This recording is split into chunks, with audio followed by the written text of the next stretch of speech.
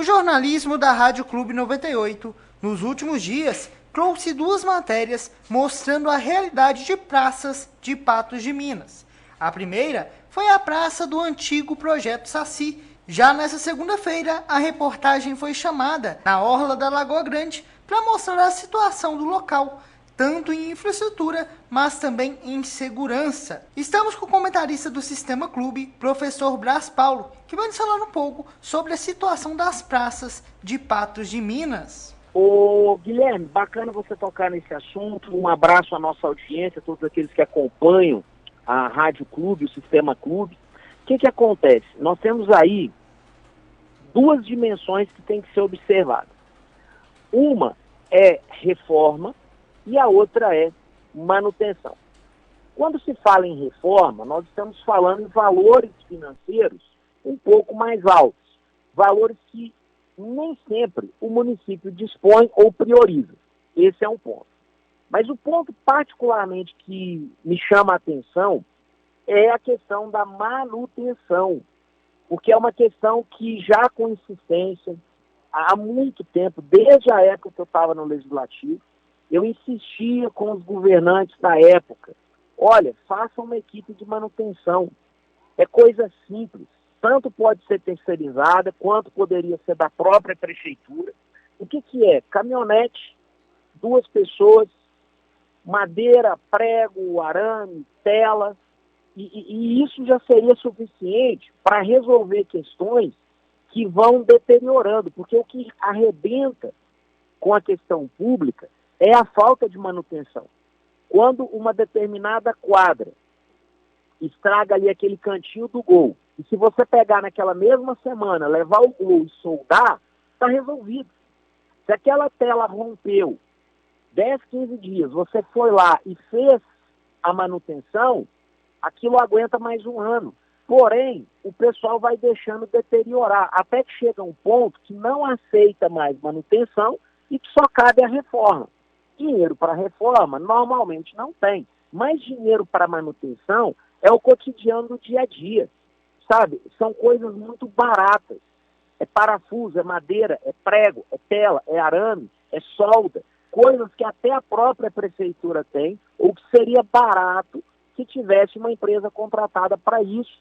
E hoje existem os meios, porém há uma resistência dos em trabalhar na dimensão da manutenção, infelizmente. Brás, e levando em consideração essa contextualização que você fez, qual seria a logística ideal para que isso acontecesse nas praças de Patos de Minas?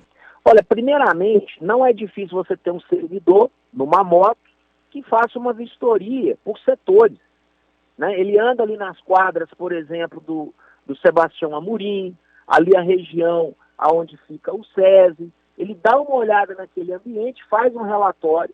Bom, então, durante esse período aqui, semana tal, vai vir aqui o fulano e o Beltrano, eles estão já com equipamento, vão fazer uma análise.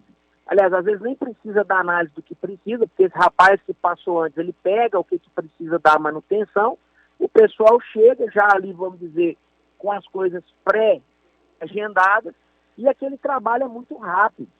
Porque, veja, quando a gente teve, né, esses lampejos de manutenção, não é coisa do fim do mundo. Vamos dar um exemplo da Lagoa, que eu sempre fui, principalmente com meu filho menor. Você passa lá agora, tem lá a parte da ponte, a do parquinho, que está desmanchando. É parafuso e pego. É só pegar e voltar a corda de volta para o lugar.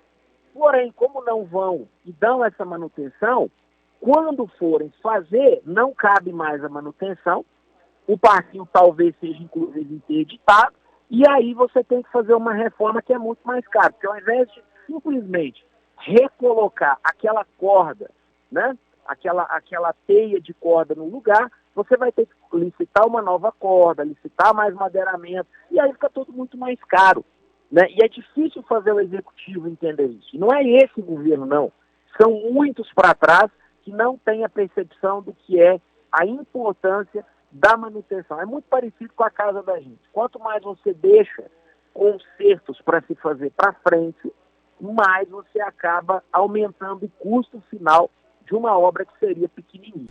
Brás, e você como educador, como pai, eu queria que você contextualizasse a importância de ter praças bem cuidadas e o mais ainda, né, com segurança para essas crianças, esses jovens frequentarem. Olha, em tempo de pós-pandemia, né, ou em plena pandemia, é fundamental ter espaço do lazer, ter espaço ao ar livre. A gente sabe o que aconteceu nesse último ano e meio em relação às crianças, às famílias. Então, hoje é uma questão social, é uma questão de prevenção, inclusive, a ocupação muitas vezes dessas praças pelos chamados, né, mal elementos, ou seja, pessoas que vão ali, na verdade, ou para delinquir, ou para fazer utilização de drogas ilícitas. Aonde tem a família, a delinquência não entra. E aí é uma parceria firmada da prefeitura, alguns programas, por exemplo, que eu fico imaginando que já funcionaram no passado. Não é caro, por exemplo, ter um tutor de brincadeiras infantis 1, 2, 3 vezes por semana numa praça, por exemplo, da Lagoa, né? Programas que vão ali ajudar os idosos, programas que vão fazer interação com as crianças.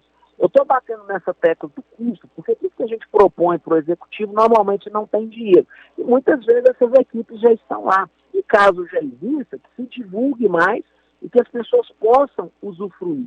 A questão hoje da praça, a questão do espaço de lazer, principalmente gratuito, numa época dessa de crise, ela é fundamental para manter a população com sanidade, com a cabecinha boa, ou seja, emocionalmente equilibrados.